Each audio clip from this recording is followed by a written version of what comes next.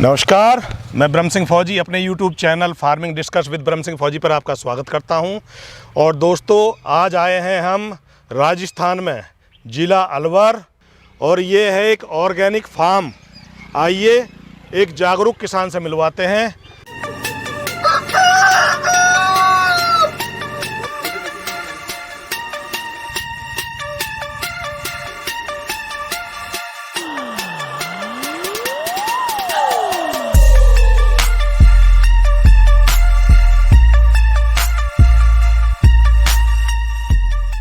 आइए सर, आप अपना परिचय दें हमारे किसान भाइयों को। सभी भाइयों को मेरा नमस्कार। मेरा नाम चेतन यादव, गांव जमालपुर, तहसील कोटकासिम, जिला अलवर, राजस्थान। हमने कन्हैया ऑर्गेनिक्स के आज फार्म पे खड़े हैं। ये पूरा ऑर्गेनिक फार्म है। अच्छा कन्हैया जी, आप मुझे ये बताइए, जैसे मैं ये सेटअप देख रहा हूँ, लगभग कितनी ज़मीन में है ये आपका सेटअप जो है? सर, ये वर्मी कंपोस्ट का प्लांट लगभग 1 एकड़ से कम में है। बाकी हमारे पास 16 एकड़ लैंड है, जिसमें से हम ऑर्गेनिक फार्मिंग कर रहे हैं सारे के अंदर। जी जी। तो जैसे आप फसल बो रहे हैं अपनी, तो उसमें यही वाला खाद यूज़ कर रहे हैं? जी सर, प्योर हम ऑर्गेनिक पे ही काम कर रहे हैं। तो आप मुझे ये बताइए कि ये जो खाद है, किसका खाद है ये सर, इसको केंचुए का खाद बोलते हैं, इंग्लिश में वर्मी कंपोस्ट बोलते हैं। जी। जब केंचुआ किसी भी ऑर्गेनिक मैटर को खाता है और उससे जो मल त्यागता है, तो उसे हम वर्मी कंपोस्ट बोलते हैं, केंचुआ खाद। यानी केंचुए के द्वारा खा के निकाला हुआ खाद है वो। जी हाँ। और जैसे ये मैं देख रहा हूँ, तो ये गाय और भैंस का गोबर से बनता है। हाँ, इसमें हम किसी भी चीज़ का यूज कर सकते हैं, जरूरी नहीं है गाय और भैंस। बकरी की मेंगनी से बना सकते हैं, ऊँट के गोबर से बना सकते हैं हम, गधे के से, घोड़े के से, किसी से बना सकते हैं। किसी का भी जो पशु है उसके गोबर से इसे बनाया जा सकता है। बिल्कुल। लेकिन जब कमर्शियली जाते हैं तो गाय और भैंस का गोबर ज्यादा मात्रा में अवेलेबल हो जाता है और आसानी से मिल जाता है, इसलिए हम गाय और भैंस का गोबर ही यूज करते हैं। अच्छा, इसमें क्या क्या प्रोडक्ट डालते हैं? जैसे गाय भैंस का गोबर हो गया, हाँ, और क्या डालते हैं आप इसमें? सर 99% तो गोबर ही होता है। उसके साथ यदि हमें नीम के पत्ते मिल जाते हैं तो नीम के पत्ते डालने से उसमें पोटेशियम की मात्रा ज्यादा हो जाती है, तो नीम के पत्ते डाल देते हैं। उससे एंटी फंगस भी काम करता है। साथ ही में हम हर पर बेड 5 किलो अजोला एक ग्रीन फर्न होता है जो केंचुओं की प्रोडक्शन के लिए हम काम में लेते हैं। जी जी। उसके साथ हम एक बेड में लगभग 30 से 35 लीटर छाछ डालते हैं, जो गाय और भैंस की छाछ होती है, लस्सी जिसको बोलते हैं, वो डालते हैं। उसका क्या बेनिफिट होता है? उससे छाछ में नाइट्रोजन की मात्रा ज्यादा होती है, तो हमारा जो वर्मी कंपोस्ट तैयार होता है उसमें नाइट्रोजन बढ़ जाता है और केंचुओं में रिप्रोडक्शन के लिए काम करता है वो। अच्छा, मैं आपसे ये जानना चाहता हूँ कि जो केंचुआ है, हाँ, मैं जानना चाहूंगा इसका साइज क्या होता है? एक जो बेड है, हाँ, क्या साइज के हैं आपके? सर, बेड की लंबाई से कोई फर्क नहीं पड़ता।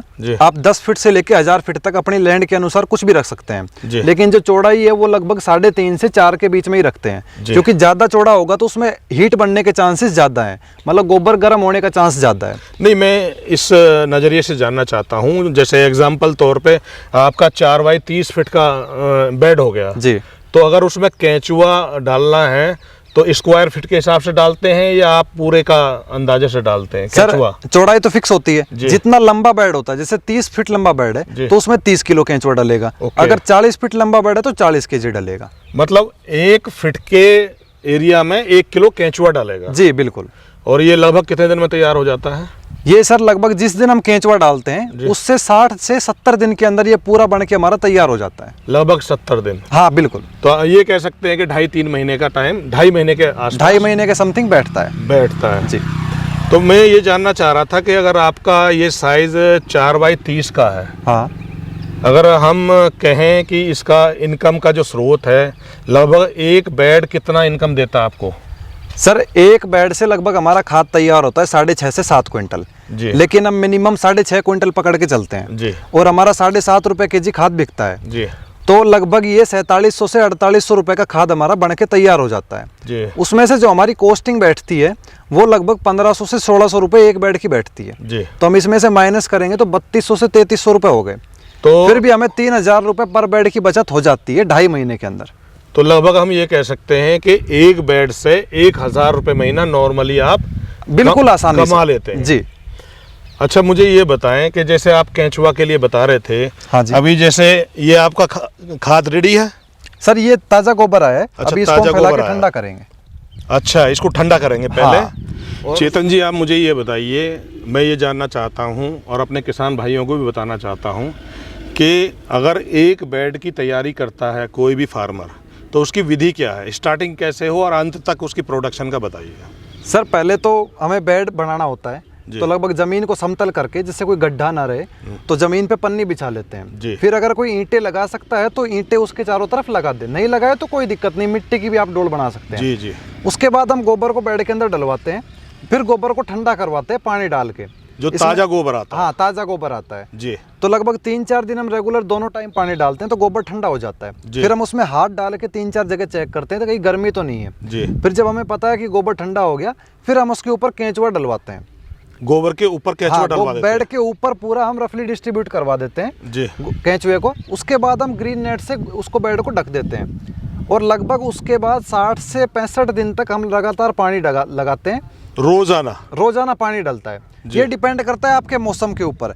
जैसे सर्दियों में हमें पानी की इतनी जरूरत नहीं होती, तो हम 2 दिन में एक बार भी डाल सकते हैं, लेकिन गर्मियों में हमें रेगुलर पानी डालना ही होगा, रोजाना डालना होगा। अगर पानी नहीं डालते हैं तो उसके नुकसान क्या हो सकता है? पानी नहीं डालेंगे तो गोबर वापस से गर्म होना स्टार्ट हो जाएगा और गोबर सूख जाएगा, तो उससे आपके केंचुए मर जाएंगे गर्मी की वजह से। तो फिर वो खाद तैयार नहीं हो पाएगा? बिल्कुल नहीं होगा, और आपका सारा केंचुआ भी मर जाएगा। अच्छा, तो पानी डालना जो है रेगुलर बेस पे बहुत ज़रूरी है। जी, पानी रेगुलर डालना है, आपको उसका मॉइस्चर चेक करते रहना। ठीक है, लगभग जैसे 2.5 महीना हो गया उसको पानी डालते रहे। उसके बाद फिर उसका क्या प्रोसीजर है? उसके बाद मैं आपको आगे दिखाता हूँ, आइए। अब चेतन जी मुझे बताइए, जैसे आपने बता दिया है कि लगभग 2.5 महीने जो उसको तैयारी करने में लग गया आपका। हाँ। अब उसके बाद आगे का प्रोसीजर बताइए आप। सर अब इस बेड को हमारे लगभग 65 से 70 दिन हो चुके हैं। अब इस पे से खाद उतारने का काम चल रहा है। मतलब ये अब तैयार है, अब खाद उतारना शुरू कर देंगे। अब इस पे से हम खाद उतार रहे हैं जी। तो ये हमारे भाई इस पे पहले खुरेदा मारते हैं। जी। आप ये टूल देखिए, इसको बोलते हैं खुरेदा। जी जी। इससे हम पूरे ऊपर को खाद को थोड़ा खुरेद देंगे जी, जिससे कि जब केंचुए को धूप लगेगी तो केंचुआ नीचे की तरफ मूवमेंट नीचे चला जाएगा केंचुआ। हाँ, क्योंकि केंचुए को धूप बिल्कुल सहन नहीं होती है। जी। केंचुआ नीचे चला जाएगा। ऊपर से हम फिर खाद को ऐसे फावड़े से अपने कलेक्ट करके ढेरिया बना लेते हैं। जी। फिर ढेरी बना के हम इसको तसलों में भर के और फिर हम अपने मशीन से छान लेते हैं इस खाद को। छानने के बाद फिर पैकिंग वगैरह? हाँ, फिर हम डायरेक्ट पैक करके और इसकी सप्लाई कर देते हैं। अच्छा, ये तो आपका खाद का प्रोसीजर हो गया, आपका एंड तक ये हो गया। आप मुझे ये बताइए, जो केंचुआ नीचे निकलता है इसमें, उसे भी आप सेल आउट करते हैं? हाँ जी, किसी को चाहिए तो हम दे देते हैं। जैसे केंचुआ मांगने के लिए कोई किसान आता है, तो उसको जो केंचुआ है वो कितने रुपए किलो देते हो? ये सर डिपेंड करता है टाइम के ऊपर कि हमारे पास कितना अवेलेबल है। जी, तो उसमें भी जो प्राइस है वो थोड़ा ऊपर नीचे? हाँ, ऊपर नीचे होता रहता है। वैसे ऑन एन एवरेज लगभग 100 रुपए किलो के आसपास हमारा चलता है। 100 रुपए किलो का रेट रहता है। हाँ। उसमें कभी कम भी हो जाता है, थोड़ा घना ऊपर भी ज्यादा भी हो जाता है। ये हो जाता है जी। तो आप मुझे ये बताइए, जो आपका पैकिंग रहता है वो कितने किलो का रहता है? सर हम बल्क में डील करना ही पसंद करते हैं, इसलिए हमने छोटी पैकिंग नहीं करवा रखी, 2 किलो 5 किलो वाली। तो हम लगभग 40 किलो की पैकिंग करवाते हैं। अच्छा, बड़े वाली? हाँ, बड़ी पैकिंग करवाते हैं, वो किसानों को सेल होती है हमारी। जी। तो आपकी जो सप्लाई है ज़्यादा वो किस में है, शहरों में है या किसानों में है? सर 95% माल तो हमारा किसानों को जाता है, बाकी 5% माल हमारा थोड़ा डिस्ट्रीब्यूट है, जैसे कि किचन गार्डनिंग में हो गया, नर्सरीज में हो गया, पोली हाउस के अंदर हो गया, इनमें जाता है। इनमें जाता है। हाँ। तो आप मुझे ये बताइए, लगभग आपने कितने बेड बताए, कितने बेड हैं अभी आपके पास? सर अभी हमारे पास 96 प्लस बेड है। तो अगर एक इनकम के नज़रिए से देखा जाए, तो अगर जैसे आपने बताया 1000 रुपये एक बेड पे लगभग बचत आ जाती है जी, तो 90 बेड है तो लगभग 90,000 रुपये महीने की आपकी इनकम हो जाती है।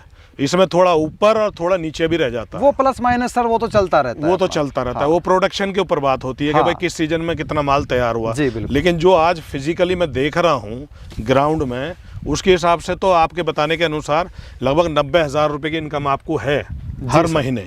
लेकिन मैं दर्शकों को एक बात क्लियर करूंगा। जी जी, बताएं जो भी है। ये जो 90,000 की इनकम है ये हमें आज ही नहीं मिली, इसके लिए हमने लगभग 2 साल से मेहनत की है, और इतनी कड़ी मेहनत की है कि मतलब ना धूप देखी है ना सर्दी देखी है, बस अपने काम में लगे रहे हैं जी। तो मेहनत की है तभी ये 90,000 है, वरना नहीं करते तो आज हमारे पास 9,000 भी नहीं होते जी। तो आप मेरे किसान भाइयों को ये बताने के कोशिश करें कि जैसे आपने काम स्टार्ट किया था जी सर, तो उस दौरान आपको कितनी समस्याएं आई, नुकसान हुआ या फ़ायदा हुआ, उसके बारे में भी कुछ शब्द शेयर करिए आप। सर पहला तो ये सबसे बड़ी प्रॉब्लम हमें देखी कि हमें असली ब्रीड का केंचुआ ही नहीं मिला। जी। हमें आइसिनिया फेटिडा बता के और कुछ और ही दे दिया गया। जैसे पहले शुरुआत में तो हमारे केंचुए ही मर गए जी। उसके बाद जब हमने दोबारा ट्राई किया तो हमें सही केंचुए मिले जी। और जब हमने बेड बनाए तो हम ढकने के लिए हमारे पास ग्रीन नेट नहीं था, क्योंकि उस टाइम ये कंसेप्ट ही नहीं था ग्रीन नेट। सब लोग जो ये हरे वाला वो है, हाँ जी, तो सब लोग पुआल डालते थे, चावल की जो भूसा होता है उसको जी। लेकिन उससे खाद की क्वालिटी बहुत हल्की हो जाती है। उससे क्या मतलब जब रेगुलर पानी डलता है तो वो भी एक ऑर्गेनिक मैटर है, वो खुद से डिकम्पोज होना स्टार्ट हो जाएगा, उसमें गलने लग जाता है। और उसके छोटे छोटे टुकड़े खाद में छनाई के बाद भी आते थे जी। तो वो बिकता नहीं था। लोग बाग सोचते थे कि भाई इसमें ही कचरा मिला के दे रहे हैं, कचरा मिला के दे रहे हैं। फिर हमने बोरी पे ट्राई किया लेकिन वो कॉस्टली बहुत ज्यादा पड़ता था। जी, जी। फिर हमने ग्रीन नेट का कंसेप्ट किया और मैं इतना मतलब इससे सरप्राइज्ड हूँ कि ये बहुत ही तगड़ी चीज है, ये मेरे को पहले क्यों नहीं मिली। अगर ये साल भर पहले मिल जाती तो आज कुछ और ही अलग होता। मेरे किसान भाइयों, ग्रीन नेट जो बोल रहे हैं ये आपने देखा होगा नर्सरियों के ऊपर भी लगाया होता है जगह जगह पे, और जगह जगह पे जहाँ बिल्डिंगों में काम चलता है वहाँ भी ये ग्रीन नेट का यूज़ होता है। तो कोई ये नई चीज़ नहीं है मेरे भाई, ये ग्रीन नेट जो है एक आम चीज़ है और बहुत सस्ता आता है पिन्नी के मुताबिक या दूसरे प्रोडक्टों के मुताबिक जो काफ़ी सस्ता होता है। तो मैं सही कह रहा हूँ? जी बिल्कुल चेतन जी। ये हमें एक बेड पे लगभग 200 रुपए का ग्रीन नेट लगता है जी। और वो लगभग 5-7 साल कहीं भी नहीं जाता, ना वो फटता है ना उसका कुछ गलता है, वो ऐसे कैसा रहता है। यदि हम पराली और बोरी डालेंगे तो लगभग साल भर का ही हमारा एक बेड का 500 से 1000 रुपए का खर्चा हो जाता है। तो आप सोच सकते हैं कितना कमर्शियली वायबल है। हाँ नहीं ठीक है, हाँ। कोई ज़्यादा महंगा नहीं है। लेकिन चेतन जी, मैं ये पूछना चाहूँगा आपसे कि अगर एक मेरा किसान भाई इस धंधे में आना चाहता है तो इसके क्या क्या फ़ायदे हो सकते हैं? सर पहला तो ये है कि हम अच्छा उगाएंगे और अच्छा खाएंगे और अच्छा ही खिलाएंगे, ठीक है। दूसरा ये है कि हम कम बजट में इस चीज़ को शुरुआत कर सकते हैं। मतलब एक बिजनेस के नज़रिए से अगर देखा जाए तो बहुत कम पैसे में ये बिजनेस स्टार्ट हो सकता है किसान के यहाँ पे। अब जैसे मैं आपको एक बेड की कैलकुलेशन बताता हूँ कि एक बेड में लगभग हमारी 250 से 300 रुपए की पन्नी लगती है जी। उसके बाद 200 से 250 रुपए का ग्रीन नेट जी। तो ये लगभग हमारा 550-600 रुपए का खर्चा ये है जी, एक साल का। ये एक बार ही डलता है। पन्नी और ग्रीन नेट 3-4 साल तक आसानी से चलते हैं, आसानी से। हाँ। उसके बाद लगभग हमें 30 फीट का बेड है तो 30 किलो केंचुआ चाहिए जी। तो हम 100 रुपए किलो के हिसाब से देते हैं तो लगभग 3000 का केंचुआ हो गया। तो आपका एक बेड लगभग 3500 रुपए में बन के पूरा तैयार हो जाता है। तो आप 10 बेड भी कोई लगाए तो लगभग 35,000 रुपए में उसका बिजनेस स्टार्ट हो जाएगा। इतने कम पैसे में तो मेरे हिसाब से कोई और बिजनेस नहीं हो सकता। नहीं ये भी है, लेकिन जहाँ तक मैं समझ रहा हूँ आपकी बात को कि ये तो अगर 10 बेड लगाना चाहता है तब है। हाँ। अगर वो एक ही बेड से हाँ डेवलप करना चाहे तो उसी से कितने भी बेड बना सकता है, लेकिन थोड़ा समय लग सकता है। समय लगेगा क्योंकि केंचुआ जो जब पैदा होता है और तैयार होता है तो उसमें समय लगता है। केंचुआ आपका हर बैच में जब आपका खाद बन के तैयार हो जाता है और आप उतार लेते हैं तो लगभग आपने पहले जहाँ 30 किलो केंचुआ डाला था तो आप सही से मेहनत करते हैं तो वो आपको 60 किलो हो जाता है, यानी डबल हो जाता है। तो आपको केंचुआ बार बार खरीदने की जरूरत नहीं तो अगर 2.5 महीने में एक आपका बेड तैयार होता है तो एक मतलब बेड का खाद निकालने के बाद फिर अगली बार आप 2 बेड लगा सकते हैं। बिल्कुल आसान। हर 2.5 महीने में वो डबल होते चले जाएंगे जी। अगर साल में 12 पीस हुए तो 2 साल में 24 हो जाएंगे वो, अगर आप बाहर से केंचुआ ना खरीदना चाहें तो। बिल्कुल बिल्कुल, मैं केंचुए के नजरिए से कह रहा हूँ कि अगर आप केंचुआ ना खरीदना चाहें तो बिल्कुल आसानी से सर, आसानी से। लेकिन मैं ये कहूँगा कि अगर कोई भाई अपनी खेती के लिए करना चाहता है तो वो एक बेड से भी कर सकता है, लेकिन अगर कोई कमर्शियल बिजनेस पर्पज से करना चाहता है तो कम से कम 10 बेड से स्टार्ट करे, क्योंकि जब तक आपके पास कुछ इनकम आएगी नहीं तब तक आप मोटिवेट नहीं रहेंगे। जी जी हाँ, और 10 बेड होंगे तो आपको एक काम भी ठीक ठाक होगा और आपकी ग्रोथ भी बहुत जल्दी होगी। नहीं, जो जिस हिसाब से आपने बताया कि लगभग 1.5-2 साल आपको हो गया इस धंधे में, तो आपने भी शुरुआत में थोड़े से बेडों से ही स्टार्ट किया था। हमने 6 बेड से स्टार्ट किया था, लेकिन आज 90 बेड हैं जी। तो मेरे हिसाब से अगर एक किसान एक से 1.5 साल मेहनत करता है तो 100 बेड का अपना जो प्रोजेक्ट है वो तैयार कर सकता है। बिल्कुल आसान, और आराम से 1 लाख रुपया आराम से कमा सकता है जी, अगर उसकी मार्केटिंग अच्छी है तो। यही चीज है कि अगर आप माल बेच पाओगे तभी आप कमाओगे। जी, माल बेचने के लिए फील्ड तैयार करना बहुत जरूरी है। बिल्कुल सर, बिल्कुल। और लोगों को अवगत भी कराना है प्रोडक्ट की जानकारी के लिए, ताकि वो अपनी फसल में लगा के। अभी मैं आपको एक पॉइंट बताना चाहूंगा सर। जी बताइए। इसी में मैं ऐड करूंगा कि अभी जो हमें डीएपी यूरिया मिल रहा है वो सब्सिडाइज्ड रेट पे मिल रहा है जी। लगभग एक डीएपी का कट्टा हमें जो मिलता है उसकी कीमत हमें पे करनी होती 1350 रुपए जी, लेकिन उसकी असल कीमत इससे कई परे है जी। एक डीएपी का कट्टा 3800 रुपए का आता है इंटरनेशनल मार्केट की डिमांड से जी। तो अभी गवर्नमेंट क्या प्लान करने वाली है कि वो जो सब्सिडी कंपनीज को मिल रही है, जो मैन्युफैक्चर करती है, उसको कट करके डायरेक्ट किसानों को देगी जी। तो आप सोचिए कि जब सब्सिडी बंद हो जाएगी, जैसे पहले एलपीजी गैस के सिलेंडर में हुआ कि सब्सिडी बंद हो गई जी। तो सब्सिडी बंद होने के बाद 4,000 रुपए का एक बैग कौन किसान खरीद पाएगा? नहीं खरीद मेरे हिसाब से कितना भी बड़ा किसान हो वो 4,000 रुपए का एक बैग नहीं खरीद पाएगा, और खरीद भी लिया तो कुछ बचा नहीं पाएगा। जी सर, तो कोई नहीं खरीद पाएगा तो उसका अल्टरनेट चाहिएगा, और अल्टरनेट सिर्फ वर्मी कंपोस्ट है, क्योंकि ये कम पैसे में और कोई भी इसे अपने घर पे तैयार कर सकता है। तो अच्छा मेरे को ये बताइए, आपने कहीं से ट्रेनिंग ली थी? सर ऑफिशियल ट्रेनिंग तो हमारी कोई नहीं हुई थी, बस हम काम करते गए और सीखते गए। शुरुआत में तो हमने YouTube पे सर्च कर करके, आप जैसे भले लोगों ने बहुत सी वीडियोस बनाई हुई हैं जी जी, जिनसे हमने देख देख के ही पूरा सीखा है। अच्छा, अगर मेरे किसान भाई इस काम को स्टार्ट करना चाहते हैं तो क्या ये आप ज़रूरत महसूस करते हैं कि सीखना चाहिए पहले? सर ये तो बिल्कुल है कि किसी भी काम को बिना सीखे नहीं करना चाहिए, क्योंकि फिर बहुत सी गलतियां होती है और उसकी कारण से नुकसान भी होता है, और फिर लोगों की जो सोच है वो थोड़ा बदल जाती है कि ये काम अच्छा नहीं है, नुकसान का काम है। बिल्कुल, तो मैं यही कहूँगा कि अगर कोई भी भाई किसान सीखना भी चाहता है ना, तो हमारे पास कॉल करे, हमारे फार्म पे आए, हम उनसे ना कोई पैसा लेंगे ना उनका कोई खर्चा करवाएंगे, फ्री में उनको पूरा काम सिखाएंगे। जी बिल्कुल। अच्छा चेतन भाई, मेरे किसान भाइयों को कुछ संदेश देना चाहेंगे? अगर वो कोई इस काम में आना चाहता है या करना चाहता है तो कुछ बताना चाहेंगे उनको? जी सर, मेरा सभी किसान भाइयों से हाथ जोड़ के एक ही विनती है कि आप जैविक खेती करें। इसमें ये भ्रम होता है कि जैविक खेती करेंगे तो हमारी प्रोडक्शन कम हो जाएगी या अनाज कम झड़ेगा, ऐसा बिल्कुल नहीं है। हम लगभग 1.5 साल से जैविक कर रहे हैं, आज तक कभी प्रोडक्शन कम नहीं हुई। और अगर आज आप जैविक खेती करोगे तो अपनी मर्जी से करोगे, लेकिन अगर 2-3 साल बाद करोगे तो मजबूरी में करोगे, करनी तो आपको पड़ेगी। और मर्जी से काम किया हुआ अच्छा है, मजबूरी में काम कभी भी सफल नहीं होता है। जी, बहुत बहुत धन्यवाद चेतन भाई। धन्यवाद सर। आप हमारे YouTube चैनल पर आए, मेरे किसान भाइयों को आपने अच्छी अच्छी जानकारी दी है। किसान भाइयों, मेरी कोशिश यही है कि आप ज़्यादा से ज़्यादा जानकारी लें और अपना काम शुरू करें, अपनी खेती में भी इसका इस्तेमाल करें। और अगर आप इनकम चाहते हैं तो इसके लिए आप बैग भी पैक कर सकते हैं। बैग चाहे आप 5 किलो का करें पैक, चाहे 50 किलो का करें, उसी हिसाब से उसकी कीमत रखें। और जो आसपास के आपके किसान भाई हैं उसको उसकी जानकारी दें। और जानकारी देने का सबसे अच्छा तरीका यह है, अगर एक किसान के पास 3 एकड़ ज़मीन है तो उसमें से आधा एकड़ में ही वो खाद लगवाएं। किसी भी किसान को बताएं कि भाई आप आधा एकड़ में ही पहले जो खाद ले जाएं, और आधा एकड़ की फसल और जो दूसरी फसलें हैं उनको आपस में मेल करें। जौन सी फसल आपको अच्छी होती है उस पर काम करें। जो कि मैं देख रहा हूँ चेतन भाई के यहाँ खेती में भी आया हूँ, सरसों लगी है और प्याज लगी है, तो इसके देख रहा हूँ जो क्वालिटी है प्रोडक्ट की, वैसे खातों से बेहतर लगी मुझे। बहुत बहुत धन्यवाद।